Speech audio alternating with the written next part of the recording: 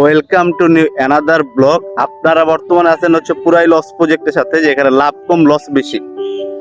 আজকে আমার গন্তব্যস্থান হচ্ছে মির্জাগঞ্জে ইয়ারউদ্দিন খলিফা রাদিয়াল্লাহু সালামের মাজার, যেখানে দক্ষিণবঙ্গের মানুষরা, ধর্মপ্রাণ মানুষরা যেখানে সবচেয়ে বেশি মানত বা নামাজ পড়ে। এইখানে অন্য সব এলাকার চাইতে লাল সালু যে মাজারগুলো থাকে সেরকম না, এখানে আসলে একটু ডিফারেন্ট ফিল পাবেন।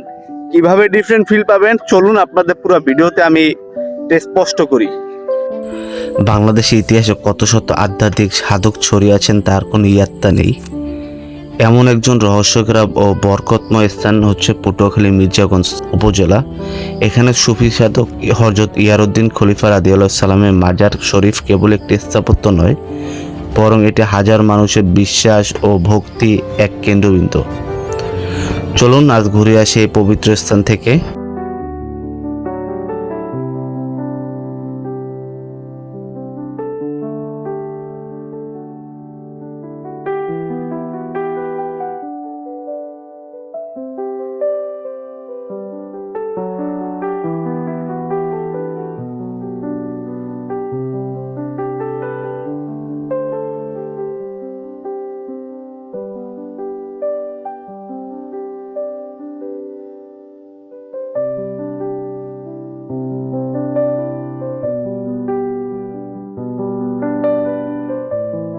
এবার আসুন ইয়ারউদ্দিন খলিফার রাদিয়াল্লাহু সালামের ওনার একটু ইতিহাস নিয়ে আপনাদের জানাই। সেটা হচ্ছে ইয়ারউদ্দিন খলিফা রাদিয়াল্লাহু সালামের প্রাথমিক নাম ছিল ইয়ারউদ্দিন খাঁ। তার জন্ম হয়েছিল 1851 সালের দিকে শরীয়তপুরে। তার বাবা হচ্ছে ছোটবেলাতেই মারা যায়। মারা যাওয়ার পর তিনি ট্রান্সফার হয়ে তার নানা বাড়িতে বড় হন। পরবর্তীতে তিনি একটা বিয়ে করেন। বিয়ে করার পর তার একটা পুত্র সন্তান হয়, যার নাম ছিল পবন খাঁ। খুব অল্প বয়সে তার ছেলেটা মারা যায় এবং তার স্ত্রীও মারা যায়। কেমনে মারা যায় সেটা হচ্ছে কলেরা রোগে। তো মারা যাওয়ার পর ওই ইয়ারউদ্দিন খাঁ উনি দুঃখ বা ভরাক্রান্ত মন নিয়ে এই যে পটুয়াখালী মির্জাগঞ্জ উপজেলাতে উনি এখানে আসেন। এখানে আসার পর প্রাথমিক স্টেজে উনি একটা খড়কুটা দিয়ে একটা ঘর তৈরি করেন এবং ঘর তৈরি করার পর ওই ঘরে সে টুপি এবং পাঞ্জাবি সেলাই করে জীবিকা নির্বাহ করেন। যারা টেইলারি কাজ বা দর্জি কাজ করে তাদেরকে খলিফা হিসাবে ট্রিট করা হয়, মানে খলিফা নামে উপাধি দেওয়া হয়। তো ওই থেকে ওনার নাম ইয়ারউদ্দিন খলিফা। এইখানে মানে ইয়ারউদ্দিন খলিফা রাদিয়াল্লাহু সালামের ওনার নামে উৎপত্তি এই কারণেই হয়।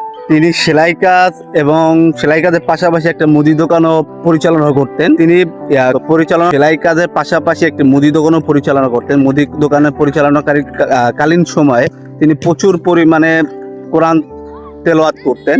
এই কোরআন তেলাওয়াতের কারণে এই এলাকার মানুষগণ তার প্রতি প্রচুর পরিমাণ আকৃষ্ট হয় এবং আকৃষ্ট হওয়ার পর থেকে তার কাছে এসে বিভিন্ন মশলা বা বিভিন্ন বিষয়গুলা জানার চেষ্টা করে।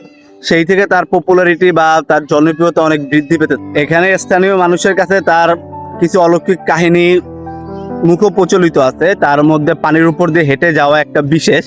এছাড়াও এই যে আপনাদের দেখাচ্ছিলাম যে নদী, এই নদীর পাশ দিয়ে যতগুলা লঞ্চ বা জাহাজ চলাচল করে, তারা এই মাজারের কাছে আসার পরে তারা ইঞ্জিন অফ করে দেয়। অফ করে দেওয়ার পর মাজার পার হওয়ার পর থেকে আবার ইঞ্জিন কন্টিনিউ চালু করে।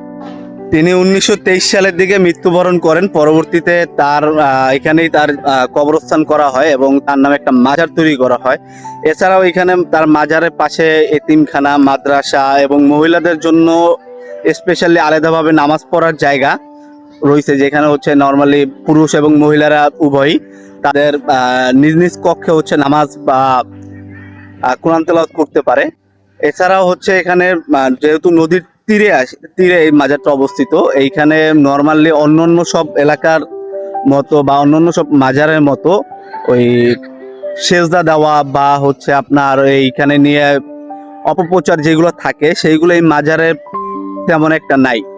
এই মাজারের নামে তেমন একটা নাই। এই কারণে এই দক্ষিণ অঞ্চলে সবচেয়ে জনপ্রিয় একটা স্পটের মধ্যে মির্জাগঞ্জ ইয়ারউদ্দিন খলিফার মাজার একটা উল্লেখযোগ্য স্থান অধিকার করে থাকে। এবং এখানে প্রতি বছর 24 এবং 25 ফাল্গুন একটা মেলা অনুষ্ঠিত হয় বা একটা মাহফিল, দোয়া মাহফিল অনুষ্ঠান অনুষ্ঠিত হয়, যেখানে এই এলাকা ছাড়াও হচ্ছে বাংলাদেশের বিভিন্ন অঞ্চল থেকে বিভিন্ন ধর্মপ্রাণ মুসল্লিরা এই মাহফিলে অংশগ্রহণ করেন। আসুন এখন আপনাদের জানাই ইয়ারউদ্দিন খলিফা রাদিয়াল্লাহু সাল্লামের দরগা বা মাজার অন্য সব মাজারের চাইতে কেন একটু আলাদা। অ্যাকচুয়ালি এখানে আসলে আপনি কখনোই মাজার সেজদা দেওয়া বা আগরবাতি জ্বালানো, ধূপ জ্বালানো, মোমবাতি জ্বালানো এই বিষয়গুলো আপনি দেখবেন না। অন্য সব মাজারে, সব মাজারের কথা বলবো না, বেশ কিছু মাজার আছে যেখানে গেলে সেজদা দেওয়া বা অনেক পাগল সন্ন্যাসী হচ্ছে এরা মাজারটা দখল করে রাখে, কিন্তু ইয়ারউদ্দিন খলিফা রাদিয়াল্লাহু সাল্লামের মাজারটা এরকম কিছুই পাবেন না। বছরে একটা সময় এখানে হচ্ছে মিলাদ এবং দোয়া মাহফিল হয়। এছাড়া সারা বছরে এখানে হচ্ছে 5 ওয়াক্ত নামাজ ব্যতীত অন্য কোনো ধরনের সেজদা দেওয়া বা অন্য কোনো কিছু করা এইখানে সম্পূর্ণ নিষেধ।